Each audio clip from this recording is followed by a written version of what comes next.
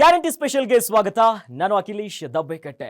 ರಾಜ್ಯ ರಾಜಕೀಯದಲ್ಲಿ Siddaramaiah ಯುಗಕ್ಕೆ the end time ಬಂದು ಬಿಡ್ತಾ ಹಾಗೊಂದು ಸಿಗ್ನಲ್ ಕಾಂಗ್ರೆಸ್ ಇಂದ ಸಿಗ್ತಾ ಇದೆ.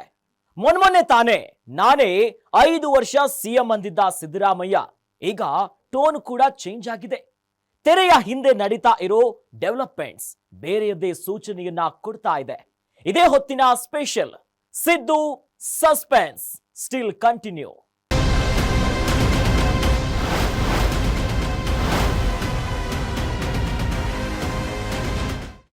ಹಿಂದುಳಿದ ವರ್ಗದ ರಾಷ್ಟ್ರೀಯ ಮಂಡಳಿಗೆ ನಾನೇ ಚೇರ್ಮನ್ ಗೊತ್ತೇ ಇಲ್ಲ ಕಣ್ರಿ ಅನ್ನೋ ಮೂಲಕ ಮೊದಲ ರಿಯಾಕ್ಷನ್ ಕೊಟ್ಟ ಸಿದ್ದರಾಮಯ್ಯ ಅದಾದ ಕೆಲವೇ ಗಂಟೆಗಳಲ್ಲಿ ನಾನು ಸದಸ್ಯ ಮಾತ್ರ, ಚೇರ್ಮನ್ ಅಲ್ಲ ಅನ್ನೋ ಕ್ಲಾರಿಫಿಕೇಶನ್ ಅನ್ನ ಕೊಡ್ತಾರೆ.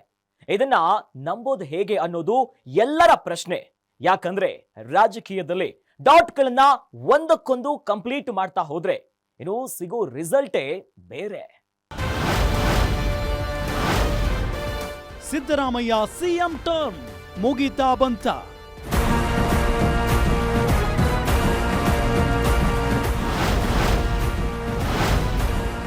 ರಾಷ್ಟ್ರ ರಾಜಕೀಯಕ್ಕೆ ಸಡನ್ ಶಿಫ್ಟ್.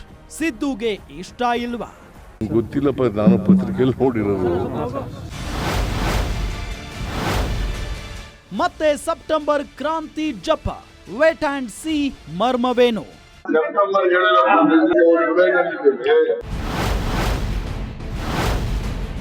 ಗುರಿ ಕಾರಣ ಗೇಮ್ ಏನು?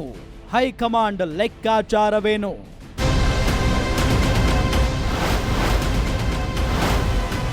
ಸಿದ್ದು ಸಸ್ಪೆನ್ಸ್.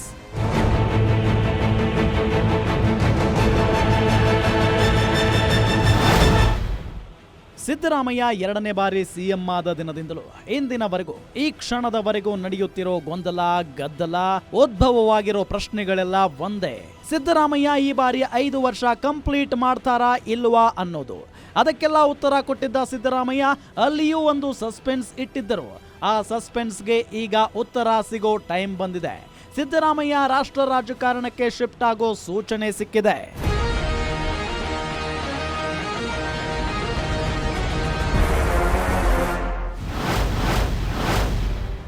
ನ್ಯಾಷನಲ್ ಲೀಡರ್ ಆಗ್ತಾರೆ ಸಿಎಂ ಸಿದ್ದರಾಮಯ್ಯ. ಸಿದ್ದರಾಮಯ್ಯಗೆ ರಾಷ್ಟ್ರಮಟ್ಟದ ಒಬಿಸಿ ಮಂಡಳಿ ನಾಯಕತ್ವ ಹುದ್ದೆ. ಇದು ಸಿಎಂ ಸಿದ್ದರಾಮಯ್ಯ ರಾಜ್ಯ ರಾಜಕೀಯದಿಂದ ರಾಷ್ಟ್ರ ರಾಜಕಾರಣಕ್ಕೆ ಶಿಫ್ಟ್ ಆಗುವ ಮೊದಲ ಸೂಚನೆ ಎಂದೇ ಹೇಳಲಾಗ್ತಾ ಇದೆ. ಸಿದ್ದರಾಮಯ್ಯಗೆ ರಾಷ್ಟ್ರಮಟ್ಟದ ಒಬಿಸಿ ಮಂಡಳಿ ನಾಯಕತ್ವ ಹುದ್ದೆ ನೀಡಲಾಗಿದೆ. ಅದಕ್ಕೊಂದು ಸಮಿತಿ ಮಾಡಲಾಗಿದ್ದು ಆ ಸಮಿತಿಯಲ್ಲಿ ಒಟ್ಟು 24 ಮೆಂಬರ್ಸ್ ಇದ್ದಾರೆ. ಆ 24ರಲ್ಲಿ 3 ಕರ್ನಾಟಕದವರು, ಒಬ್ಬರು ವೀರಪ್ಪ ಮೊಯ್ಲಿ, ಮತ್ತೊಬ್ಬರು BK ಹರಿಪ್ರಸಾದ್, 3ನೇಯವರೇ ಸಿದ್ದರಾಮಯ್ಯ. ಸಿದ್ದರಾಮಯ್ಯ ಅದಕ್ಕೆ ಎಐಸಿಸಿ ಅಧ್ಯಕ್ಷ ಮಲ್ಲಿಕಾರ್ಜುನ ಖರ್ಗೆ ಅವರ ಸಹಿಯೂ ಇದೆ. ಆದರೆ ವಿಚಿತ್ರ ಇರೋದೇ ಗೊತ್ತಿಲ್ಲದೆ ಒಬಿಸಿ ರಾಷ್ಟ್ರೀಯ ನಾಯಕರಾದರ ಸಿದ್ದು. ಸಿದ್ದರಾಮಯ್ಯಗೆ ಗೊತ್ತೇ ಇಲ್ವಾ ಒಬಿಸಿ ರಾಷ್ಟ್ರೀಯ ನಾಯಕತ್ವ? ಇಂಥದ್ದೊಂದು ಪ್ರಶ್ನೆ ಮೂಡುವುದಕ್ಕೆ ಕಾರಣ ಸಿದ್ದರಾಮಯ್ಯ ಅವರು ಕೊಟ್ಟಿರೋ ಈ ಹೇಳಿಕೆ. ಅವರೇನು ನಂಗೆ ಗೊತ್ತೇ ಇಲ್ಲ ಅಂತಿದ್ದಾರೆ, ಆದರೆ 15ರಂದು ಕರೆಯಲಾಗಿರೋ ಸಭೆಗೆ ಅವರದ್ದೇ ನೇತೃತ್ವ ಇದೆ. ನಂಗೆ ಗೊತ್ತಿಲ್ಲಪ್ಪ, ನಾನು ಪತ್ರಿಕೆಯಲ್ಲಿ ನೋಡಿರೋದು. ನನಗೆ ಗೊತ್ತಿಲ್ಲ, ನೀವು ಬರೆದಿದ್ದೀರಿ. ನಾನು ಇವತ್ತು ಮಾತಾಡ್ತೀನಿ ಹೈಕಮಾಂಡ್ ಅವ್ರ ಜೊತೆ. BK ಪ್ರಸಾದ್ ಅವ್ರಿಗೂ ಕೂಡ ತಾವು ಪತ್ರವನ್ನು ಬರೆದಿದ್ದಾರೆ. ಹೌದಪ್ಪ, ಅದು ಒಂದು ಮೀಟಿಂಗ್ ಮಾಡಿ ಅಂತ ಹೇಳಿದ್ರು. OBC ಅಧ್ಯಕ್ಷರು, ಕೇಂದ್ರದ OBC ಅಧ್ಯಕ್ಷರು ಕರ್ನಾಟಕದಲ್ಲಿ ಒಂದು ಮೀಟಿಂಗ್ ಮಾಡಿ ಅಂತ ಹೇಳಿದ್ರು. ಆ ಮೀಟಿಂಗ್ನ ನಾನು 15ನೇ ತಾರೀಕಿಗೆ ಅರೇಂಜ್ ಮಾಡಿದ್ದೀನಿ. ಸೊ ನನಗಿದು ಗೊತ್ತಿಲ್ಲ, ಸಂಚಾಲಕರು ಮಾಡಿರೋದು ಅಥವಾ ಏನಾದ್ರು ಚೇರ್ಮನ್ ಮಾಡಿರೋದು ನನಗೇನು ಗೊತ್ತಿಲ್ಲ. ನಾನು ಹೈಕಮಾಂಡ್ ಅವ್ರ ಜೊತೆ ಮಾತಾಡ್ತೀನಿ. ಜವಾಬ್ದಾರಿ ಕೊಟ್ಟಾಗ ಬಿಟ್ಬಿಟ್ಟು ಓಡೋಗಲ್ಲ. ನಾನು ಕೇಳಿಲ್ಲ, ಅವರೇ ಗೊತ್ತಿಲ್ಲ ನನಗೆ. ಅವ್ರು ಅನೌನ್ಸ್ ಮಾಡಿದ್ದಾರೆ, ನಾನು ಅವ್ರ ಜೊತೆ ಮಾತಾಡ್ತೀನಿ. ರಾಷ್ಟ್ರ ರಾಜಕಾರಣಕ್ಕೆ ಹೋಗಲ್ಲ ಅಂತ ಇದ್ರಿ. ರಾಷ್ಟ್ರ ರಾಜಕಾರಣ ಅಲ್ಲ, ಇದು ಏನಂತ ಪೋಸ್ಟ್ ಕೊಟ್ಟಿದ್ದಾರೆ ಗೊತ್ತಿಲ್ಲ ನನಗೆ. ಯಾಕಂದ್ರೆ ಒಂದೊಂದು ಪತ್ರಿಕೆಯಲ್ಲಿ ಒಂದೊಂದು ತರ ಇದೆ. ನೋಡ್ತೀನಿ, ನಾನು ಕೇಳಿ ಮಾತಾಡ್ತೀನಿ. ಸಿದ್ದರಾಮಯ್ಯ ಅವರಿಗೆ ಇಷ್ಟ ಇಲ್ವಾ? ಸಿದ್ದರಾಮಯ್ಯ ಮಾತನ್ನ ನಂಬೋಕಾಗ್ತಿಲ್ಲ. ಯಾಕೆ? ಈ ಸುದೀರ್ಘ ಮಾತುಗಳನ್ನ ಕೇಳ್ತಾ ಹೋದ್ರೆ ಅರ್ಥವಾಗೋದು ಇಷ್ಟು: ಸಿದ್ದರಾಮಯ್ಯ ಅವರಿಗೆ ಪತ್ರಿಕೆಗಳನ್ನ ಓದಿದ ಮೇಲೆಯೇ ವಿಷಯ ಗೊತ್ತಾಯ್ತಂತೆ. ಅದು ಕೂಡ ಒಂದೊಂದು ಪತ್ರಿಕೆಗಳಲ್ಲಿ ಒಂದೊಂದು ರೀತಿ ಬರೆಯಲಾಗಿದೆಯಂತೆ. ಹೈಕಮಾಂಡ್ ಲೀಡರ್ಸು ಏನೋ ಮೀಟಿಂಗ್ ಮಾಡೋಕೆ ಹೇಳಿದ್ರು, ಕರೆದೆ ಅಷ್ಟೇ ಅಂತಾರೆ. ಆದ್ರೆ ಕಮಿಟಿಯ ಒನ್ ಆಫ್ ದಿ ಮೆಂಬರ್ ಆದವರನ್ನೇ ಕೇಳಿಲ್ಲ ಅಂದ್ರೆ ಯಾರು ನಂಬ್ತಾರೆ? ಅಂದ ಹಾಗೆ ಇಂಥದ್ದೊಂದು ಆದೇಶ ಕೊಟ್ಟಿರೋದು ಬೇರೆ ಯಾರೂ ಅಲ್ಲ, ಖುದ್ದು ಅಖಿಲ ಭಾರತ ಕಾಂಗ್ರೆಸ್ ಅಧ್ಯಕ್ಷ ಮಲ್ಲಿಕಾರ್ಜುನ ಖರ್ಗೆ. ಮೊನ್ನೆಯಷ್ಟೇ ಸಿದ್ದರಾಮಯ್ಯ ಹೇಳಿದ್ದ ಆ ಮಾತನ್ನು ನೆನಪು ಮಾಡಿಕೊಂಡ್ರೆ ಸರ್ಪ್ರೈಸ್ ಆಗೋದು ಖಂಡಿತ.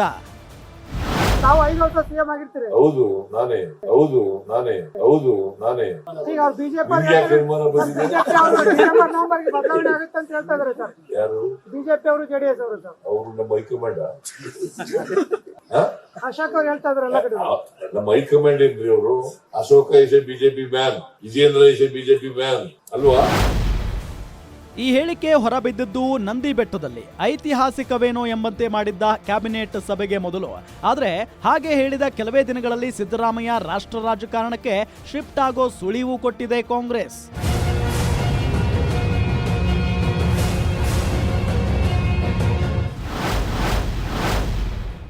ಸಿದ್ದು ಬೆಳವಣಿಗೆಯಲ್ಲಿ ನೆನಪಾಗ್ತಿದೆ ಯಡಿಯೂರಪ್ಪ ಪ್ರಕರಣ.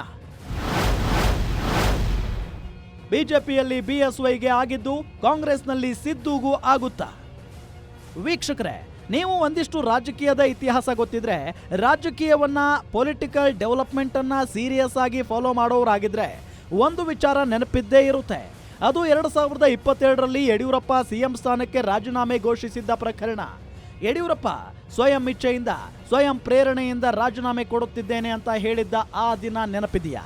ಯಡಿಯೂರಪ್ಪ ಕೆಳಗಿಳಿದ ನಂತರ ಬಸವರಾಜ ಬೊಮ್ಮಾಯಿ ಹೊಸ ಸಿಎಂ ಆಗಿ ಘೋಷಣೆಯಾಗಿದ್ರು. ಹಾಗೆ ಸಿಎಂ ಸ್ಥಾನವನ್ನ ಬಿಜೆಪಿ ಮುಖಂಡರ ಪ್ರಕಾರವೇ ಸ್ವಯಂ ತ್ಯಾಗ ಮಾಡಿದ್ದ ಯಡಿಯೂರಪ್ಪ ಅವರನ್ನ ಸಂಸದೀಯ ಮಂಡಳಿ ಸದಸ್ಯರನ್ನಾಗಿ ನೇಮಕ ಮಾಡಲಾಗಿತ್ತು. ಅದನ್ನ ಬಿಜೆಪಿಯವರು ರಾಷ್ಟ್ರ ರಾಜಕಾರಣಕ್ಕೆ ಯಡಿಯೂರಪ್ಪ ಎಂದೇನೋ ಘೋಷಿಸಿದ್ರು. ಸಿದ್ದರಾಮಯ್ಯ ಆಪ್ತರಿಗೆ ನೆನಪಾಗುತ್ತಿರುವುದು ಅದೇ ಪ್ರಕರಣ.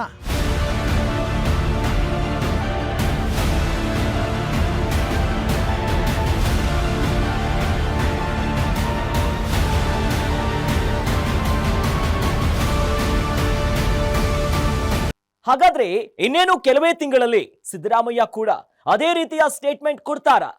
ಹಿಂದುಳಿದ ವರ್ಗವನ್ನ ರಾಷ್ಟ್ರ ಮಟ್ಟದಲ್ಲಿ ಸಂಘಟನೆ ಮಾಡಬೇಕಿದೆ. ಸಿಎಂ ಸ್ಥಾನ ಮತ್ತು ಒಬಿಸಿ ಅಧ್ಯಕ್ಷ ಸ್ಥಾನ ಎರಡಕ್ಕೂ ನ್ಯಾಯ ಕೊಡೋದಕ್ಕೆ ಆಗ್ತಾ ಇಲ್ಲ. ನನಗೆ ಅಧಿಕಾರಕ್ಕಿಂತ ಹಿಂದುಳಿದವರ ಅಭಿವೃದ್ಧಿ ಮುಖ್ಯ. ಹಾಗಾಗಿ ಸಿಎಂ ಸ್ಥಾನವನ್ನೇ ಬಿಟ್ಟುಕೊಟ್ಟು ಹಿಂದುಳಿದ ಸಮುದಾಯಗಳನ್ನು ಸಂಘಟಿಸೋಕೆ ಹೊರಟಿದ್ದೇನೆ ಅನ್ನೋ ಹೇಳಿಕೆ ಕೊಡೋದಕ್ಕೆ ರೆಡಿ ಆಗ್ತಾ ಇದ್ದಾರಾ? ಹಾಗಾದ್ರೆ ಸೈಲೆಂಟ್ ಆಗಿ ಸ್ಟೇಜ್ ರೆಡಿ ಆಗ್ತಾ ಇದೆಯಾ? ರಾಜ್ಯ ರಾಜಕೀಯಕ್ಕೆ ಸಿದ್ದು ಗುಡ್ ಬೈ ಫಿಕ್ಸ್ ಆಯ್ತಾ? ಇರಬಹುದು, ಇಲ್ಲದೆ ಇರಬಹುದು. ಹೀಗೆ ಆಗುತ್ತೆ ಅಂತ ಹೇಳೋಕೆ ಇದು 1+1=2 ಕೊಡೋ ಲೆಕ್ಕ ಅಲ್ಲ. 2 × 2 ಅಂದ್ರೆ 4 ಅನ್ನೋ ಭಾಗಾಕಾರವೂ ಅಲ್ಲ. ಇದು ರಾಜಕೀಯ ಲೆಕ್ಕಾಚಾರ. ಇಲ್ಲಿ ಪ್ಲಸ್ ಇಂಟು ಪ್ಲಸ್ ಮೈನಸ್ ಕೂಡ ಆಗಬಹುದು. ಆದ್ರೆ ಹಿಂಟ್ ಅಂತೂ ಸಿಗ್ತಾ ಇದೆ. ಈಗ ಖುಷಿಯಾಗಿರೋದು ಯಾರು ಗೊತ್ತೇ? ಸಿದ್ದರಾಮಯ್ಯ ಅಂಡ್ ಟೀಮ್ನಿಂದ, ಕಾಂಗ್ರೆಸ್ ನಾಯಕರಿಂದ ಇವರಿರೋದೇ ಸುಳ್ಳು ಹೇಳೋಕೆ ಅಂತ ಟೀಕೆ ಮಾಡಿಸ್ಕೊಳ್ತಾ ಇದ್ದ ಬಿಜೆಪಿ ಲೀಡರ್ಸ್. ಈ ನಾಯಕರ ಮಾತುಗಳನ್ನ ಒಂದ್ಸಲ ಕೇಳಿ ನೋಡಿ. ಬಿಜೆಪಿ ರಾಜ್ಯಾಧ್ಯಕ್ಷ ವಿಜಯೇಂದ್ರ, ವಿರೋಧ ಪಕ್ಷದ ನಾಯಕರಾದ ಆರ್ ಅಶೋಕ್, ಛಲವಾದಿ ನಾರಾಯಣಸ್ವಾಮಿ, ಕೇಂದ್ರ ಸಚಿವ ಪ್ರಹ್ಲಾದ್ ಜೋಶಿ, ಒಬ್ಬೊಬ್ಬ ನಾಯಕರ ಮಾತುಗಳನ್ನೇ ಕೇಳ್ತಾ ಹೋದ್ರೆ ಅವರ ಮಾತುಗಳ ಅಂತರಾಳ ಗೊತ್ತಾಗುತ್ತೆ.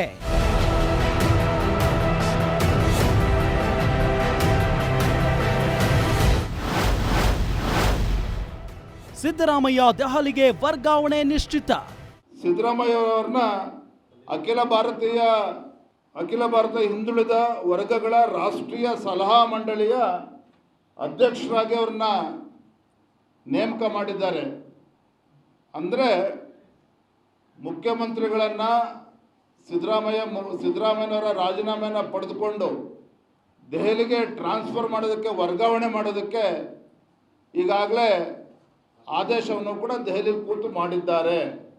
ಯಾವ ಸಿದ್ದರಾಮಯ್ಯನವರು ಅಹಿಂದ ಹೆಸರು ಹೇಳಿಕೊಂಡು ರಾಜ್ಯದಲ್ಲಿ ಅಧಿಕಾರದ ಚುಕ್ಕಾಣಿ ಹಿಡಿದು ಅದೇ ಅಹಿಂದ ಸಮುದಾಯಗಳು, ಅಲ್ಪಸಂಖ್ಯಾತರನ್ನ ಓಲೈಕೆ ಮಾಡೋದು ಬಿಟ್ಟರೆ ಎಲ್ಲ ಹಿಂದುಳಿದ ಸಮುದಾಯಗಳನ್ನು ಸಂಪೂರ್ಣವಾಗಿ ಮತ್ತಿರ್ತಕ್ಕಂಥ ಸಿದ್ದರಾಮಯ್ಯನವರು ಇವತ್ತು ರಾಷ್ಟ್ರ ಮಟ್ಟದಲ್ಲಿ ಇವತ್ತು OBC ಇದಕ್ಕೆ ಅದನ್ನು ಅಧ್ಯಕ್ಷರಾಗಿದ್ದು ಕಾಂಗ್ರೆಸ್ ಪಕ್ಷದಲ್ಲಿ ಘೋಷಣೆ ಮಾಡಿದ್ದಾರೆ ಅಂತ ಹೇಳಿದ್ರೆ ಮುಖ್ಯಮಂತ್ರಿಗಳ ಸಿದ್ದರಾಮಯ್ಯನವರ ಸ್ಥಾನ ಪಲ್ಲಟ ಆಗ್ತಕ್ಕಂಥದ್ದು ನಿಶ್ಚಿತ. ಅದನ್ನು ಯಾರೂ ಕೂಡ ತಡೆಯೋದಕ್ಕೆ ಸಾಧ್ಯ ಇಲ್ಲ. ಸಿದ್ದರಾಮಯ್ಯನವರು ಅತಿ ಶೀಘ್ರದಲ್ಲೇ ಮುಖ್ಯಮಂತ್ರಿ ಸ್ಥಾನಕ್ಕೆ ರಾಜೀನಾಮೆ ಕೊಡ್ತಕ್ಕಂಥದ್ರಲ್ಲಿ ಯಾವುದೇ ವ್ಯತ್ಯಾಸ ಆಗೋದಕ್ಕೆ ಸಾಧ್ಯ ಇಲ್ಲ. ಈಗಾಗಲೇ ಪೈಪೋಟಿ ಕಾಂಗ್ರೆಸ್ ಪಕ್ಷದಲ್ಲಿ ಜೋರಾಗಿ ನಡೀತಾ ಇದೆ. ಸಿದ್ದರಾಮಯ್ಯ ಎತ್ತಂಗಡಿ ಶುರುವಾಗಿದೆ. ಸಿದ್ದರಾಮಯ್ಯ ಹಠಾವೋ ಪ್ರಾರಂಭ ಆಗಿದೆ. ಸಿದ್ದರಾಮಯ್ಯನವರನ್ನ ಹೇಗೆ ಹೊರಗಡೆ ಕಳಿಸ್ಬೇಕು ಅನ್ನೋದು ಪ್ರಾರಂಭ ಆಗಿದೆ. ಈಗ ಸಿದ್ದರಾಮಯ್ಯನವ್ರಿಗೆ ಒಂದು ಶೆಡ್ ರೆಡಿ ಮಾಡ್ತಾವ್ರೆ. ಹೇಳೋದು ಹಿಂದುಳಿದ ವರ್ಗದವರನ್ನ ಒಟ್ಟುಗೂಡಿಸ್ಲಿಕ್ಕೆ ರಾಷ್ಟ್ರ ಮಟ್ಟಕ್ಕೆ ಅವರನ್ನ ಕರ್ಕೊಂಡು ಹೋಗ್ತಿದ್ದೀವಿ ಅಂತ. ಅಲ್ಲಿಗೆ ಒಂದು ಸಾರಿ ಇಲ್ಲಿಂದ ಅವರು ಹೆಜ್ಜೆ ತೆಗೆದು ಹೊರಗಡೆ ಇಟ್ಟ ಮೇಲೆ ಅದು ಶೆಡ್ಗೆ ಹೋದಂಗೆ. ಸಿದ್ದರಾಮಯ್ಯಗೆ ಪ್ರಮೋಷನ್ನು ಡಿಮೋಷನ್ನು ಬೊಮ್ಮಾಯಿ ಪ್ರಶ್ನೆ. ಸಿದ್ದರಾಮಯ್ಯ ಅವರಿಗೆ ಡಿಮೋಷನ್ನ ಪ್ರಮೋಷನ್ನ ಎಂಬುದು ಸಿದ್ದರಾಮಯ್ಯವರು ಹೇಳಬೇಕು. ಕರ್ನಾಟಕದಲ್ಲಿ ಸಾರ್ವತ್ರಿಕವಾಗಿ ನೋಡುವುದು ಒಂದು ರೀತಿಯಲ್ಲಿ ಸಿದ್ದರಾಮಯ್ಯದು ಡಿಮೋಷನ್ ಅಂತ. ಅಧಿಕಾರ ಇಲ್ಲದಿರುವಂಥ ಒಂದು ಸಲಹಾ ಸಮಿತಿಗೆ ಅಧ್ಯಕ್ಷ ಮಾಡಿ ಸ್ಪಷ್ಟವಾದ ಆದೇಶ ಇಲ್ಲದೆ, ಅದಕ್ಕೆ ಉದ್ದೇಶವೂ ಇಲ್ಲದೆ ಕರ್ನಾಟಕ ರಾಜಕಾರಣದಲ್ಲಿ ಬದಲಾವಣೆ ಆಗುತ್ತೆ ಅನ್ನುವಂಥ ಸೂಚನೆ ಅನ್ನುವಂಥದ್ದು ಇನ್ನಷ್ಟು ಆ ಪ್ರಶ್ನೆಗೆ ಇನ್ನಷ್ಟು ಪುಷ್ಟಿ ಸಿಕ್ಕಿದೆ. ಸಿದ್ದರಾಮಯ್ಯಗೆ ಗೇಟ್ ಪಾಸ್ ಫಿಕ್ಸ್ ಎಂದ ಆರ್ ಅಶೋಕ್. ಸಿದ್ದರಾಮಯ್ಯನವ್ರನ್ನ ಅತಂತ್ರ ಮಾಡೋಕ್ಕೆ ಕುತಂತ್ರ ಮಾಡ್ತಾರೋ ಅಥವಾ ಬೇರೆ ದಾರಿ ಹುಡುಕ್ತಾರೋ ಗೊತ್ತಿಲ್ಲ. ಒಟ್ಟಿನಲ್ಲಿ ಸಿದ್ದರಾಮಯ್ಯನವ್ರನ್ನ ಗೇಟ್ ಪಾಸ್ ಕೊಡೋದು ಗ್ಯಾರಂಟಿ. ಸಿಎಂ ಸ್ಥಾನ ಬಿಟ್ಟು ದೆಹಲಿಗೆ ಬನ್ನಿ ಅನ್ನೋ ಸಂದೇಶ ಪ್ರಹ್ಲಾದ್ ಜೋಶಿ. ನನಗನ್ಸೋದು ಸಾವಕಾಶವಾಗಿ ಅವ್ರನ್ನ ನಾವು ನಿಮ್ಮ ರಾಷ್ಟ್ರೀಯ ರಾಜಕಾರಣಕ್ಕೆ ತಗೋತೀವಿ, ನೀವು ಜಾಗ ಖಾಲಿ ಮಾಡಿ ಬರ್ರಿ, ಅದಕ್ಕೆ ಆ ರೀತಿಯ ಒಂದು ಉದ್ದೇಶ ಕಾಣ್ತದ. ಅವರು ರಾಷ್ಟ್ರೀಯ ಹಿಂದುಳಿದ ವರ್ಗದ ಸೆಲ್ಲಿನ ಅಧ್ಯಕ್ಷರು ಮಾಡಿ ಅನೇಕ ಮುಖ್ಯಮಂತ್ರಿಗಳು, ಮಾಜಿ ಮುಖ್ಯಮಂತ್ರಿಗಳು ಅವರು ಇವ್ರನ್ನೆಲ್ಲ ಹಾಕಿ ಇವರನ್ನು ಮಾಡ್ಯಾರ. ಯಾಕಂದರೆ ಯಾವುದೇ ಒಬ್ಬ ಸಿಟ್ಟಿಂಗ್ ಮುಖ್ಯಮಂತ್ರಿಗೆ ಇಷ್ಟು ಪ್ರಮಾಣದಲ್ಲಿ ಸಮಯ ಕೊಡಲಿಕ್ಕೆ ಆಗೋದಿಲ್ಲ. ಐದರ್ ಈ ಶುಡ್ ಚೀಫ್ ಮಿನಿಸ್ಟರ್ ಆರ್ ಈ ಶುಡ್ ಬಿ ಇನ್ ಡೆಲ್ಲಿ. ಅಂದ್ರೆ ಡೆಲ್ಲಿಗೆ ಕರೆಸಿಕೊಳ್ಳುವ ನೆಪದಲ್ಲಿ ಇವರನ್ನು ಇಲ್ಲಿನಿಂದ 2.5 ವರ್ಷ ಆಗ್ತಾ ಬಂದಿದೆ. ಆಲ್ರೆಡಿ ಅವ್ರಿಗೆ ದಿಲ್ಲಿಯಲ್ಲಿ ಜವಾಬ್ದಾರಿ ಇದೆ, ಅದಕ್ಕೆ ದಿಲ್ಲಿ ಕರೆಸ್ಕೊತಾ ಇದ್ದೀವಿ ಅಂತ ಹೇಳುವಂಥ ಒಂದು ಸಂಕೇತವನ್ನು ನಾನು. ಹೀಗೆ ಬಿಜೆಪಿ ನಾಯಕರು ತರಹೇವಾರಿ ಹೇಳಿಕೆ ಕೊಡ್ತಾ ಇದ್ರೆ ಅತ್ತ ಕುಮಾರಸ್ವಾಮಿ ಮಾತ್ರ ಅವರ ಪಾರ್ಟಿ ವಿಷಯ ನಮಗ್ಯಾಕ್ರಿ ಅಂತಿದ್ದಾರೆ.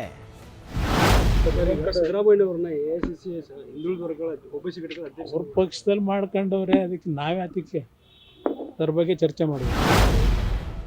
ಹೀಗೆ ಬಿಜೆಪಿಯವರು ಕಾಂಗ್ರೆಸ್ ಪರಿಸ್ಥಿತಿ, ಸಿದ್ದರಾಮಯ್ಯ ಅವರಿಗೆ ಎದುರಾಗಿರುವ ಹೊಸ ಚಾಲೆಂಜ್ ಕತೆ ನೋಡಿ ನಗ್ತಾ ಇದ್ರೆ ಕಾಂಗ್ರೆಸ್ ಲೀಡರ್ಸ್ ಮತ್ತೊಮ್ಮೆ ಸಸ್ಪೆನ್ಸ್ ಬಾಣ ಬಿಟ್ಟಿದ್ದಾರೆ. ಒನ್ಸ್ ಅಗೇನ್ ಆ ಬಾಣ ಬಿಟ್ಟಿರೋದು ಉಲ್ಟಾ ಪಲ್ಟಾ ಮಿನಿಸ್ಟರ್ ಅಂತಾನೆ ಇತ್ತೀಚೆಗೆ ಫೇಮಸ್ ಆಗಿರೋ KN ರಾಜಣ್ಣ.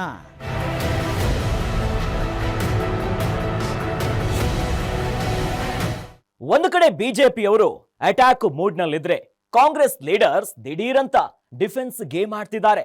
ಆದ್ರೆ ಅಲ್ಲೊಬ್ಬ KN ರಾಜಣ್ಣ ಮಾತ್ರ ಇದಿನ್ನು ಜುಲೈ ಕಂಡ್ರೆ ಸೆಪ್ಟೆಂಬರ್ ಮುಗಿಯೋಕೆ ಇನ್ನೂ ಟೈಮ್ ಇದೆ ಅನ್ನೋ ಮೂಲಕ ಅಕ್ಟೋಬರ್ ಕ್ರಾಂತಿ ಕಹಳೆಯನ್ನ ಇನ್ನೂ ಜೀವಂತವಾಗಿಡ್ತಿದ್ದಾರೆ. ಬಿಜೆಪಿ ಅಟ್ಯಾಕ್ ಮಾಡ್ತಿದ್ರೆ ಕಾಂಗ್ರೆಸ್ ಡಿಫೆನ್ಸ್ ಗೇಮ್. ಹಂತ ಹಂತವಾಗಿ ಸಿದ್ದುಗೆ ಟೈಮ್ ಲೈನ್ ಸಿದ್ಧವಾಗ್ತಾ ಇದೆಯಾ? ಸಿದ್ದು ಬಣದ ನಾಯಕರ ಮಾತಿನಲ್ಲೇ ಇತ್ತು ಕ್ಲೂ. ಹೌದು, ರಾಜ್ಯ ರಾಜಕೀಯ ಪಲ್ಲಟವಾಗ್ತಿದೆ ಅನ್ನೋ ಒಂದೊಂದೇ ಸಿಗ್ನಲ್ ಸಿಗ್ತಾ ಇದೆ. ಸಿದ್ದರಾಮಯ್ಯ ಬಣದಲ್ಲಿದ್ದ ಜಮೀರ್ ಅಹಮದ್, ಸತೀಶ್ ಜಾರಕಿಹೊಳಿ, ಪರಮೇಶ್ವರ್, ಮಹದೇವಪ್ಪ ಮೊದಲಾದ ನಾಯಕರೆಲ್ಲ ಕಾಂಗ್ರೆಸ್ 5 ವರ್ಷ ಕಂಪ್ಲೀಟ್ ಮಾಡುತ್ತೆ, ನಮ್ಮದು ಹೈಕಮಾಂಡ್ ಪಕ್ಷ, ಯಾರು ಸಿಎಂ ಆಗಬೇಕು ಅಂತ ಹೈಕಮಾಂಡ್ ಫೈನಲ್ ಮಾಡುತ್ತೆ, ಹೈಕಮಾಂಡ್ ಹೇಳಿದಂತೆ ಕೇಳ್ತೀವಿ ಅಂತಿದ್ದಾಗಲೇ ಒಂದು ಕ್ಲೂ ಸಿಕ್ತಿತ್ತು. ಮಲ್ಲಿಕಾರ್ಜುನ ಖರ್ಗೆ ಕೂಡ ಸಿಎಂ ಬದಲಾವಣೆ ವಿಚಾರವನ್ನ ನಿರ್ಧಾರ ಮಾಡೋದು ಹೈಕಮಾಂಡ್, ಇಲ್ಲಿನ ನಾಯಕರಲ್ಲ ಅಂತ ಹೇಳುವಾಗ ಸಿದ್ದು ಸಿಎಂ ಆಗಿ 5 ವರ್ಷ ಕಂಪ್ಲೀಟ್ ಮಾಡ್ತಾರೆ ಅಂತೇನೂ ಹೇಳಿರಲಿಲ್ಲ. ಈಗಲೂ ಅಷ್ಟೇ Congress leader home minister Parameshwar ಮಾತನ್ನೇ ಗಮನವಿಟ್ಟು ಕೇಳಿ.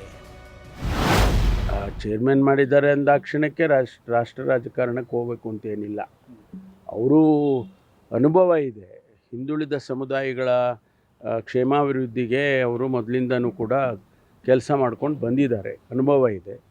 ಆಮೇಲೆ ಈಗಿರುವಂಥ ನಾಯಕರಲ್ಲಿ ಹೆಚ್ಚು ಈ ವಿಷಯದಲ್ಲಿ ಅನುಭವ ಇರೋದು ಅವರಿಗೆ ಅಂತೇಳಿ ಅದಕ್ಕೆ ಅವ್ರಿಗೆ ಕೊಟ್ಟಿದ್ದಾರೆ, ಜವಾಬ್ದಾರಿ ಕೊಟ್ಟಿದ್ದಾರೆ. ನಾವು ಅನೇಕ ಸಂದರ್ಭದಲ್ಲಿ ನಮ್ಮ ರಾಜ್ಯದಲ್ಲಿ ಬೇಕಾದಂಥ ಲೀಡರ್ಗಳೆಲ್ಲ ರಾಷ್ಟ್ರ ರಾಜಕಾರಣದಲ್ಲಿ ಜವಾಬ್ದಾರಿಗಳನ್ನು ಹೊತ್ತಿದ್ದಾರೆ. ಹಂಗಂತೇಳಿ ಅಲ್ಲಿಗೆ ಹೋಗಬೇಕು ಅಂತ ಏನಿಲ್ಲ. ಸಿದ್ದು ಹಂಗಂದ್ರೆ DK ಏನಂದ್ರು ಗೊತ್ತಾ? ಪರಮೇಶ್ವರ್ ಅವರ ಪ್ರಕಾರ ತಕ್ಷಣ ರಾಷ್ಟ್ರ ರಾಜಕಾರಣಕ್ಕೆ ಹೋಗ್ತಾರೆ ಅಂತ ಅಲ್ಲ, ಹಿಂದುಳಿದ ಕ್ಷೇಮಾಭಿವೃದ್ಧಿಗಾಗಿ ಹಿಂದಿನಿಂದ ಕೆಲಸ ಮಾಡಿದ್ದಾರೆ, ಇನ್ನು ಮುಂದೆಯೂ ಮಾಡ್ತಾರೆ. ಆದರೆ ಸಿಎಂ ರೇಸಿಗೆ ಫೈಟ್ ಕೊಡ್ತಿರೋ DK ಶಿವಕುಮಾರ್ ಪ್ರಕಾರ ಅದು ಹೈಕಮಾಂಡ್ ನಿರ್ಧಾರ, ನಾವೇ ಅವರಿಗೆ OBC ನಾಯಕತ್ವ ಕೊಡಿ ಅಂತ ಕೇಳಿದ್ವಿ ಅಂತಾರೆ. ನಮ್ಮ ರಾಜ್ಯದಲ್ಲಿ ನಾವು ಅಧಿಕಾರದಲ್ಲಿದ್ದೇವೆ. ಅದು ನಾನು ಸಿದ್ದರಾಮಯ್ಯ ಹೋದಾಗ ಎಲ್ಲ ಕಡೆನೂ ಅದಕ್ಕೆ ಹೋಗಿ ಚರ್ಚೆ ಮಾಡ್ಕೊಂಡು ಬಂದರು. ಅದಕ್ಕೆ ನನ್ನ ಹತ್ರನೂ ಚರ್ಚೆ ಮಾಡಿದ್ರು ಸ್ಟಾರ್ಟಿಂಗಲ್ಲೇ. ನಾನೇ ಕಾಂಗ್ರೆಸ್ ಕಚೇರಿ ಮಾಡಿ ಅಂತ ಅಂದ್ಬಿಟ್ಟು, ನಾನೇ ಕರ್ನಾಟಕದಲ್ಲಿ ಮಾಡಿ ಅಂತ. ನಾವು ನಮ್ಮ ಸರ್ಕಾರದಿಂದ ಒಂದು 40 ಜನ ಲೀಡರ್ಸ್ ಬರ್ತಾರೆ, former chief ministers, union ministers, farmer ಕೆಲವು MP ಗಳು, OBC ಲೀಡರ್ಸ್ ಎಲ್ಲ ಬರ್ತಾರೆ. ಸೊ OBC ಜನಸಂಖ್ಯೆ ಇಡೀ ದೇಶದಲ್ಲಿ ಭಾಳ ದೊಡ್ಡದಿದೆ. ವೀಕ್ಷಕರೇ, ನಿಮಗೆ ಗೊತ್ತಿರಲಿ, ಪ್ರಕೃತಿಯಲ್ಲಿ ದೇವರ ಆಜ್ಞೆ ಇಲ್ಲದೆ ಒಂದು ಹುಲ್ಲು ಕಡ್ಡಿ ಕೂಡ ಅಲ್ಲಾಡುವುದಿಲ್ಲ. ಸೇಮ್ ಟು ಸೇಮ್ ರಾಜಕೀಯದಲ್ಲೂ ಅಷ್ಟೇ, ಒಂದು ಹೇಳಿಕೆ, ಪ್ರತಿಯೊಂದು ಬೆಳವಣಿಗೆ, ಒಂದು ಪ್ಲಾನ್ ಇದ್ದೇ ಇರುತ್ತೆ. ಆ ಲೆಕ್ಕದಲ್ಲಿ ನೋಡೋಕೆ ಹೋದ್ರೆ something is fishy. Siddaramaiah time start ಆಗಿದೆ.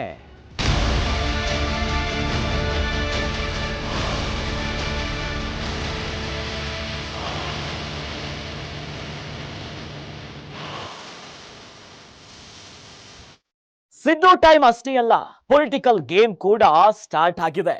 ಒನ್ಸ್ ಅಗೇನ್ KN ರಾಜಣ್ಣ ಮತ್ತೊಮ್ಮೆ ಅಕ್ಟೋಬರ್ ಸಸ್ಪೆನ್ಸ್ ಬಾಣ ಬಿಟ್ಟಿದ್ದಾರೆ. ಅವರ ಪ್ರಕಾರ ಈಗಿನ್ನು ಜುಲೈ, ಅದಾದ ಮೇಲೆ ಆಗಸ್ಟ್ ಇದೆ, ಆಮೇಲೆ ಸೆಪ್ಟೆಂಬರ್ ಬರುತ್ತೆ. ಅವೆಲ್ಲ ಬಂದ ಮೇಲೆ ಬರೋದು ಅಕ್ಟೋಬರ್. ವೇಟ್ ಅಂತಿದ್ದಾರೆ. ಇದರ ಮಧ್ಯೆ ಒಂದು ಲೆಕ್ಕಾಚಾರನೂ ಇದೆ. ಅಕ್ಟೋಬರ್ ಕ್ರಾಂತಿ ಸಸ್ಪೆನ್ಸ್ ಎಂಡ್ ಆಗಿಲ್ಲ. ಈಗಿನ್ನು ಜುಲೈ, ಸೆಪ್ಟೆಂಬರ್ ಮುಗಿಲಿ ಅಂತಿದ್ದಾರೆ KN ರಾಜಣ್ಣ. ಈಗಲೇ ಹೇಳಿಬಿಟ್ರೆ ಸೆಪ್ಟೆಂಬರ್ ಬಗ್ಗೆ ಆಸಕ್ತಿ ಹೋಗಿಬಿಡುತ್ತೆ. ನಾನು ಹೇಳಿರೋದು ಸೆಪ್ಟೆಂಬರ್ ಅಲ್ವಾ, ಇದು ಮುಗಿಲಿ ನೋಡೋಣ ಅಂತಿದ್ದಾರೆ ರಾಜಣ್ಣ. ಸುರ್ಜೇವಾಲಾ ಮೊದಲ ಸಾರಿ ಬಂದಾಗ ಮಾಡಿದ್ದನ್ನೇ ಈ ಬಾರಿಯೂ ಮಾಡಿದ್ದಾರೆ. ಇಲ್ಲಿನ ಘಟನೆಗಳನ್ನೆಲ್ಲ ಗಮನಿಸಿ ಹೈಕಮಾಂಡ್ಗೆ ವರದಿ ನೀಡುತ್ತಾರೆ ಅನ್ನೋ ಮುಖೇನ ಸೆಪ್ಟೆಂಬರ್ ಮತ್ತು ಅಕ್ಟೋಬರ್ ಕ್ರಾಂತಿಯ ಬಗ್ಗೆ ಇನ್ನಷ್ಟು ಕುತೂಹಲ ಹೆಚ್ಚಿಸಿದ್ದಾರೆ. ಸೆಪ್ಟೆಂಬರ್ ಆಗಸ್ಟ್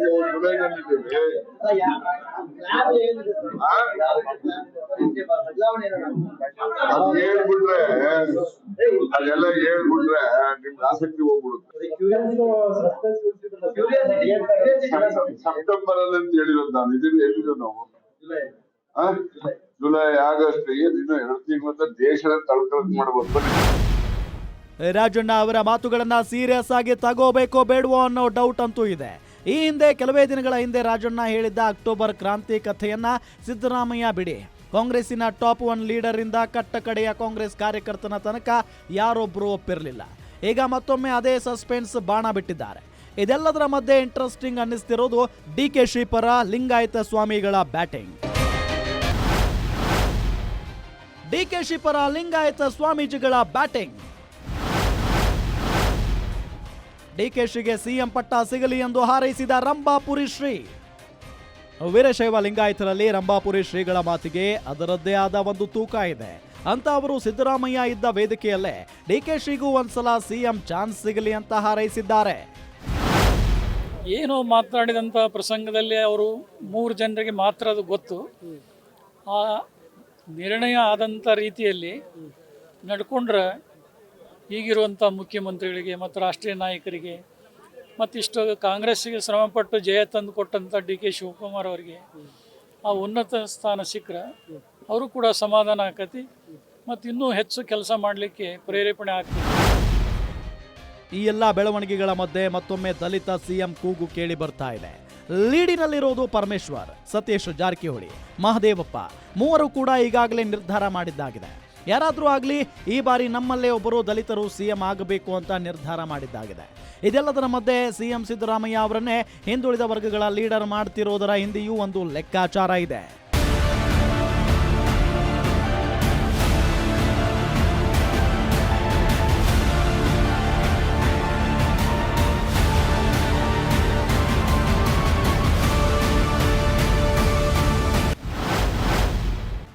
ಸಿದ್ದರಾಮಯ್ಯಗೆ ಒಬಿಸಿ ನಾಯಕತ್ವ ಕೊಡ್ತಿರೋದು ಯಾಕೆ ಅನ್ನೋದನ್ನ ನೋಡ್ತಾ ಹೋದ್ರೆ, ಸಿದ್ದರಾಮಯ್ಯ ಅವರನ್ನ ರಾಜ್ಯ ರಾಜಕಾರಣದಿಂದ ರಾಷ್ಟ್ರ ರಾಜಕಾರಣಕ್ಕೆ ಕರೆಸಿಕೊಳ್ಳೋದು ಪ್ಲಾನ್ ನಂಬರ್ 1.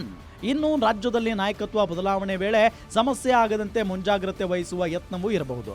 ಜೊತೆಗೆ ಸಿದ್ದರಾಮಯ್ಯ ಅವರನ್ನ ಗೌರವಯುತವಾಗಿ ನಡೆಸಿಕೊಂಡೆವು ಎಂಬ ಸಂದೇಶವನ್ನ ಅಹಿಂದ ವರ್ಗಕ್ಕೆ ರವಾನಿಸುವುದು. ಜೊತೆಗೆ ಅಹಿಂದ ವರ್ಗ ಕಾಂಗ್ರೆಸ್ನಿಂದ ದೂರವಾಗದಂತೆ ಒಬಿಸಿ ರಾಷ್ಟ್ರೀಯ ನಾಯಕತ್ವವನ್ನೇ ನೀಡುವ ಯೋಜನೆಯೂ ಇದೆ. ಜೊತೆಗೆ ಸಿದ್ದರಾಮಯ್ಯ ಅಲ್ಪಸಂಖ್ಯಾತ ಹಿಂದುಳಿದ ದಲಿತ ವರ್ಗದ ಮಾಸ್ ಲೀಡರ್ ಅನ್ನೋದರಲ್ಲಿ ನೋ ಡೌಟ್. ಅಹಿಂದ ಮತ ಸೆಳೆಯುವಲ್ಲಿ ರಾಜ್ಯದಲ್ಲಿ ಯಶಸ್ವಿಯಾಗಿರುವ ಸಿದ್ದರಾಮಯ್ಯ ಅವರ ಪ್ರಭಾವವನ್ನು ಮುಂಬರುವ ಬಿಹಾರ, ಕೇರಳ, ತಮಿಳುನಾಡು, ಅಸ್ಸಾಂ, ಪಶ್ಚಿಮ ಬಂಗಾಳ ಚುನಾವಣೆಯಲ್ಲಿ ಬಳಸಿಕೊಳ್ಳುವುದು, ಅದಾದ ಮೇಲೆ ಲೋಕಸಭಾ ಚುನಾವಣೆಗೂ ಸಿದ್ದರಾಮಯ್ಯ ನಾಯಕತ್ವ ಬಳಸಿಕೊಳ್ಳುವ ತಂತ್ರಗಾರಿಕೆಯು ಇದೆಲ್ಲದರ ಹಿಂದಿದೆ.